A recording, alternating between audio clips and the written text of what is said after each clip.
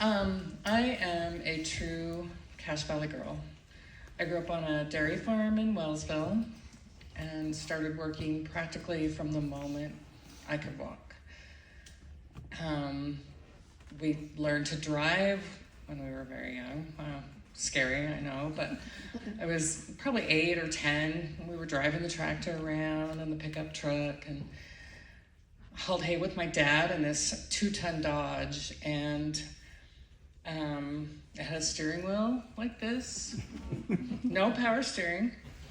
I was not very tall, so you'd scoot the seat as far forward as you could get it and then sit on the edge and not hope that you could reach the clutch, the brake, and the little piece of metal that was sticking out the floor that was the gas pedal. You had a hay elevator connected to the side, and I think that farm kids were the first multitaskers because you had to hang out the window, line the bale up with the elevator. Failing to woe or running over a bale would bring down the wrath of Dad and make you the beneficiary of one of his infamous butt kickings. For entertainment, when I was older, we started going to the roller rink. You guys probably see it every day. It's the little decrepit building on First East and Center Street. It was the place to hang out in Cache Valley. I mean, the only place, really. And so I got to be a really good skater because we went there all the time. And when I was 16, I met a boy. His name was Bob, and I didn't really like him at first, but he was a really good skater, and I wanted to skate with him, and we did a lot of performances, actually, eventually, and hung out together for, a while. And so when I was about 4 months from graduating from high school, I discovered that I was pregnant, and it's heavy, for a high school girl, and you have to, at a time when you should be really happy because you're going to be a mother, it's not happy, you can't hide this, everybody's going to know, and it was just, so I had decided I wanted to marry him. My mother begged me not to marry him. She'd never liked Bob. And she made this offer to take care of the baby and raise it like my sibling, and we could just, be family. But I was in love. So we got married the day after we graduated from high school. And I'm going to say this whole marriage happened at the roller rink. I mean, the ceremony wasn't at the roller rink, but we went there still every night. Like, I was skating the night I went into labor. And, I mean, if you can picture that. Not pretty, but... then about a year and a half later, we had Wayne at the roller rink after he was born. Like, he was the roller rink baby. He was there.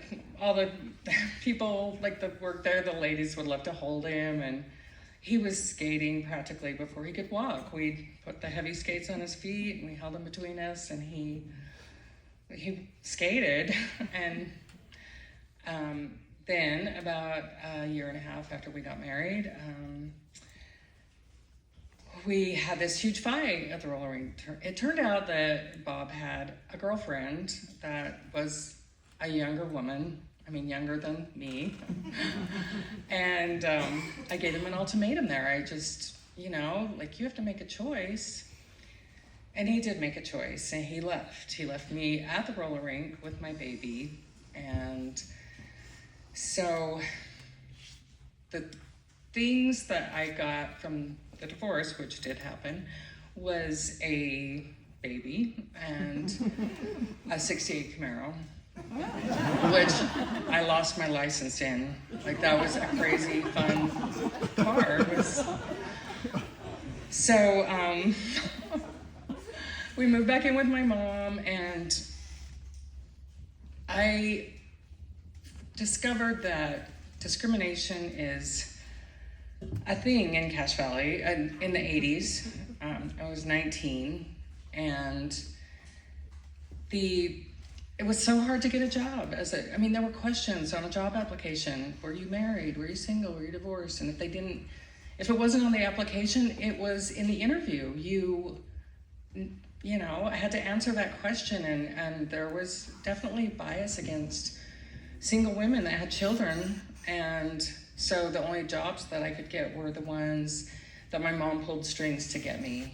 And one of those jobs, I remember Cache Valley Dairy, and one day, an afternoon, I spent time making holes in the Swiss cheese with a melon baller. So you should watch a Swiss cheese. If the holes are symmetrical, don't buy it. They're supposed to be different sizes. And so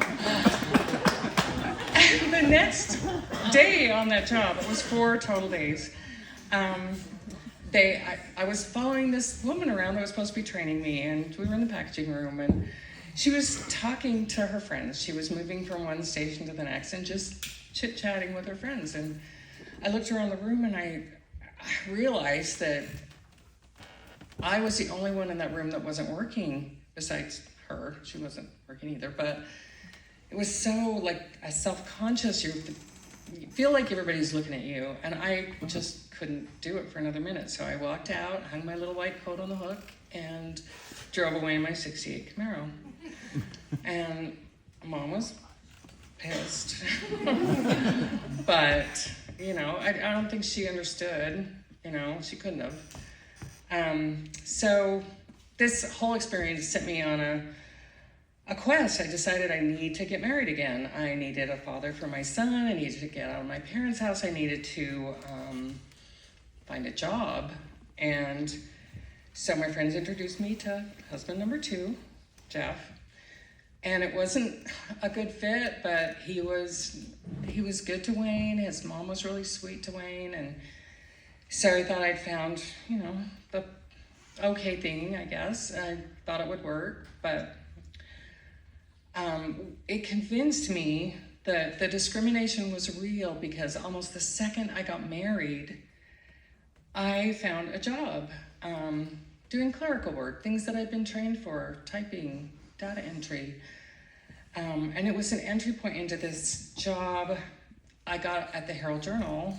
That's where the job was.